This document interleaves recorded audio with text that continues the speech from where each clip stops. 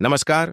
आप सभी का एक बार फिर स्वागत है। इस वीडियो में आप सभी को नवरात्रि के दूसरे दिन की हार्दिक शुभकामनाएं। आइए आज हम जानते हैं नवरात्रि के दूसरे दिन पूजी जाने वाली मां ब्रह्मचारिणी की पावन कथा। नवरात्रि के दूसरे दिन मां ब्रह्मचारिणी की आराधना की जाती है। इन्हें तप, त्याग और साधना की देवी माना जाता है। मां दुर्गा के 9 रूपों में यह दूसरा स्वरूप है जो भक्तों को धैर्य, संयम और आध्यात्मिक शक्ति प्रदान करता है।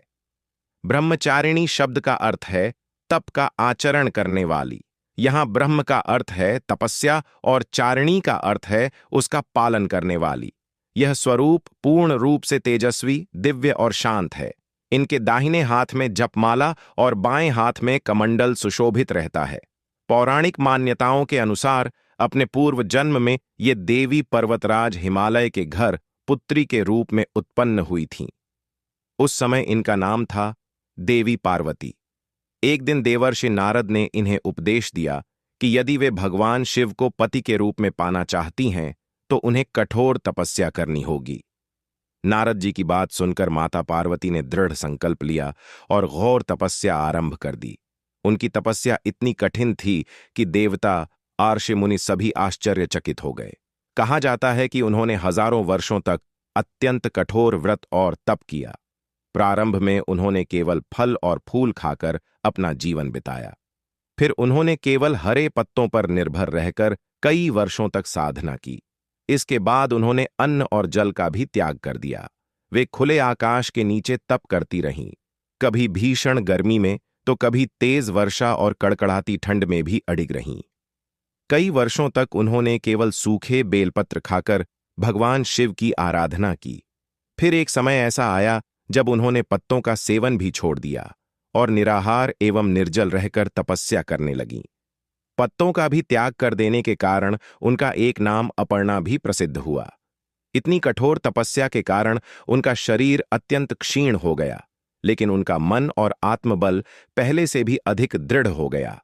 उनकी इस अटूट भक्ति और समर्पण से अंततः भगवान शिव अत्यंत प्रसन्न हुए और उन्होंने माता पार्वती को अपनी अर्धांगिनी के रूप में स्वीकार कर लिया। यही तपस्विनी स्वरूप आगे चलकर मां ब्रह्मचारिणी के नाम से प्रसिद्ध हुआ। मां ब्रह्मचारिणी की उपासना से मनुष्य में तप, त्याग, वैराग्य, सदाचार और संयम की वृद्धि होती है। जो भी भक्त सच्चे मन से इनकी पूजा करता है उसे जीवन में कठिनाइयों से लड़ने की शक्ति और सफलता प्राप्त होती है। देवताओं, ऋषियों, सिद्धों और मुनियों ने जब मां ब्रह्मचारिणी की कठोर तपस्या को देखा तो वे सभी अत्यंत चकित रह गए। उन्होंने उनकी साधना को अद्वितीय और महान बताया तथा उनकी प्रशंसा करते हुए कहा, हे देवी, आज तक किसी ने भी इतनी कठिन और दृढ़ तपस्या नहीं की। यह कार्य केवल आप ही कर सकती थीं। आपकी यह तपस्या अवश्य ही सफल होगी और भगवान चंद्रमौली शिव आपको पति रूप में प्राप्त होंगे। अब आप अपनी तपस्या को विराम दें और अपने घर लौट जाएं। शीघ्र ही आपके पिता आपको लेने आने वाले हैं। इस पावन कथा से हमें यह शिक्षा मिलती है कि जीवन में चाहे कितनी भी कठिन परिस्थितियां क्यों न आईं, हमें अपने लक्ष्य से विचलित नहीं होना चाहिए। मां ब्रह्मचारिणी की कृपा से साधक को सभी सिद्धियां और सफलताएं प्राप्त होती हैं। मां ब्रह्मचारिणी की पूजा करने के लिए प्रातः स्नान कर स्वच्छ वस्त्र धारण करें।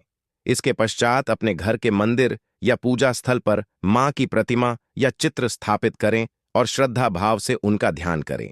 पूजा के दौरान मां को चंदन, अक्षत, पुष्प, धूप और नैवेद्य अर्पित करें।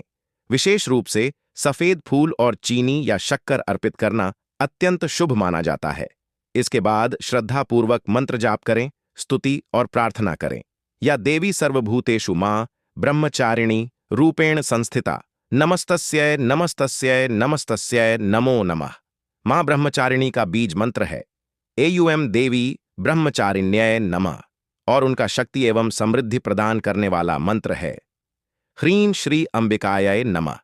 मां ब्रह्मचारिणी को कमल का फूल अर्पित करना अत्यंत शुभ माना जाता है। ऐसा विश्वास है कि कमल अर्पित करने से ज्ञान और बुद्धि की प्राप्ति होती है। इसी प्रकार मां को शक्कर का भोग लगाने से व्यक्ति को दीर्घायु और उत्तम स्वास्थ्य का आशीर्वाद मिलता है। यह भोग उनकी तपस्या और आत्म अनुशासन का प्रतीक है जो भक्तों को पवित्रता और भक्ति के मार्ग पर चलने की प्रेरणा देता है। तो यह थी मां ब्रह्मचारिणी की पावन कथा। यदि आपको यह कथा पसंद आई हो तो वीडियो को लाइक अवश्य करें, और अगर आपने अभी तक हमारे चैनल को सब्सक्राइब नहीं किया है तो कृपया सब्सक्राइब करना न भूलें। धन्यवाद।